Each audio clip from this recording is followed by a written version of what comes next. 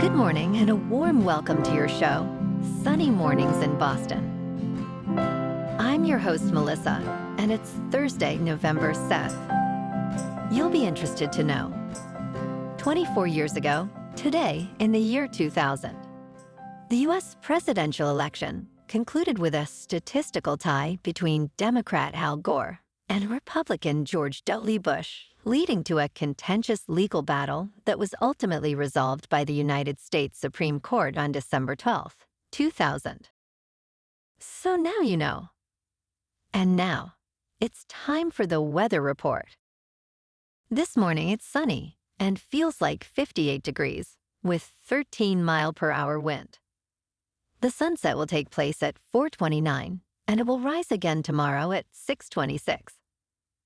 It looks like we're in for a sunny Thursday, with a high near 69 and temperatures dropping to about 62 in the afternoon, accompanied by a light west wind.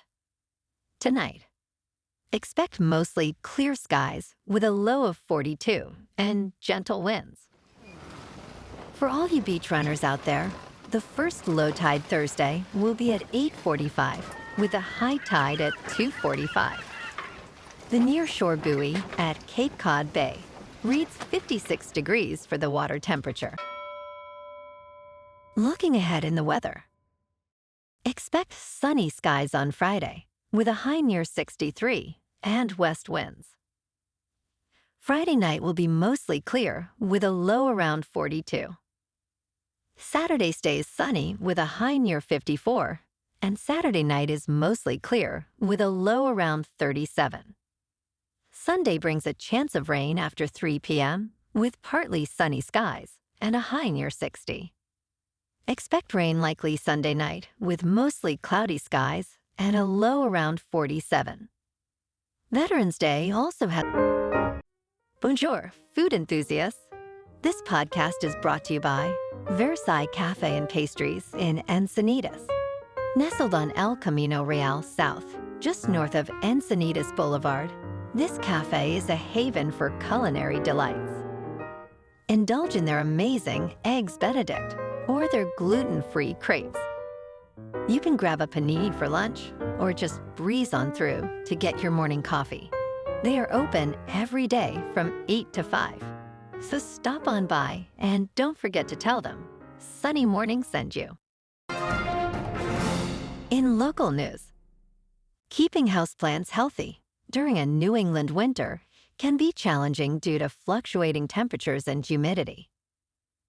Owner of Microplant Studio in South Boston emphasizes that tropical plants struggle with the transition from air conditioning to heating. Experts recommend reducing feeding, as plants may go dormant, similar to bears in winter.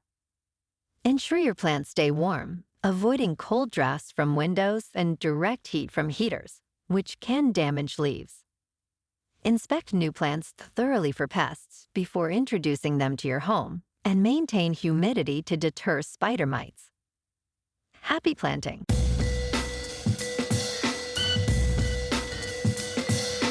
Now on to sports.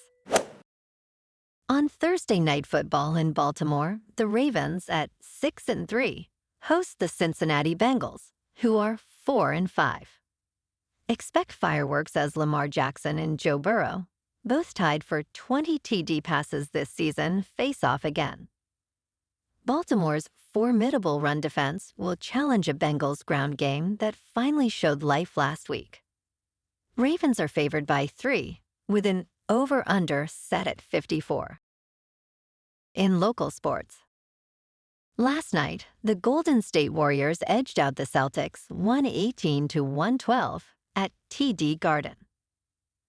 Steph Curry dazzled with 27 points, while Buddy Hield chipped in 16. Jason Tatum led the C's with 32 points and grabbed 10 rebounds. The Warriors stand at 7-1, continuing their impressive streak, while Boston drops to 7-2. Tomorrow night, the Celtics host the Brooklyn Nets at the Garden. Jaylen Brown and Kristaps Porzingis are likely out. Tonight, the Bruins at 6-7-1 clash with the Flames 7-5-1 in Beantown. David Pasternak, with 16 points, leads the charge at the Garden. The Bees are favored by 1.5 points. In top news, Canada has ordered the dissolution of TikTok's business operations in the country, citing national security risks. However, Canadians will still have access to the app and can create content.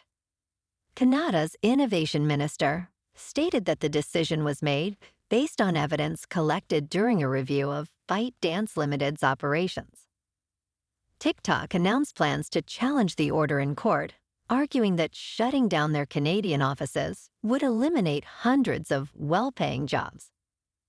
Meanwhile, Canada has already banned the app from government-issued devices due to privacy and security concerns.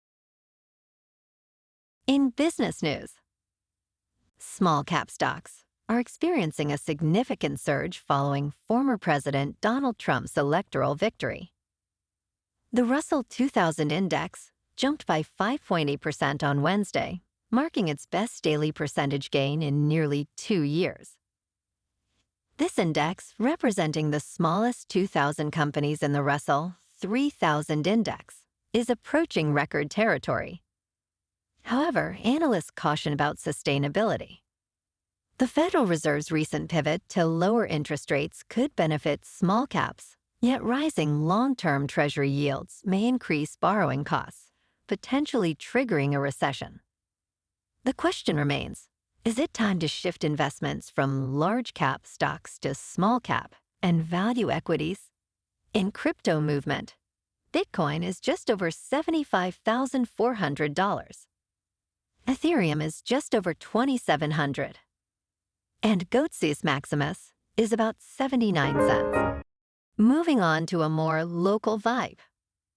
In our community spotlight on health and wellness, we are working with a national Pilates studio to bring you some free classes, so listen up. Check out Club Pilates, with several locations in the Boston area.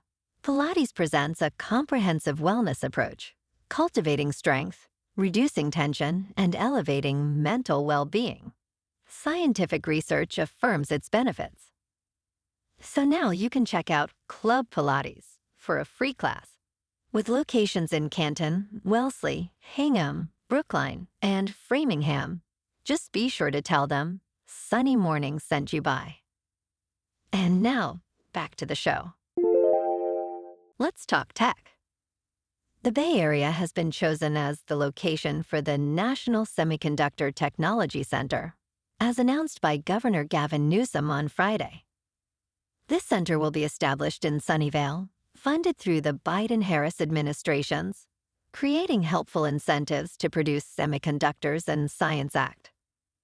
Newsom emphasized California's role as a leader in technology and innovation, highlighting its talent pool and top universities. The center aims to enhance the United States' semiconductor design and production capabilities, addressing concerns over reliance on foreign manufacturing. It is expected to generate over $1 billion in research funding and create more than 200 jobs over the next decade. And in entertainment news, Clint Eastwood's new film, Juror Number 2, has faced an unusual and limited release strategy from Warner Brothers. At just 93 years old, Eastwood directed this legal thriller, which has received positive reviews, yet only premiered in 28 theaters. Although it grossed $5 million internationally, Warner Brothers will not announce domestic box office figures, indicating a lack of confidence in the film. This decision follows a trend under Chief Executive David Zaslav, who has prioritized financial concerns over Eastwood's legacy. As Eastwood remains silent, many wonder if this strategy will backfire once audiences see the film. Well, alrighty folks, it's time for the quote of the day. And today, our quote comes from the American writer and humorist, Mark Twain. And he said, "It's not the size of the dog in the fight, it's the size of the fight in the dog." And that's a wrap for this morning. You can check out our Instagram, YouTube, and TikTok for some captivating aerial videos with local news and the weather reports. Have an amazing day, my good friends. We'll see you tomorrow with another episode of Sunny Mornings in Boston.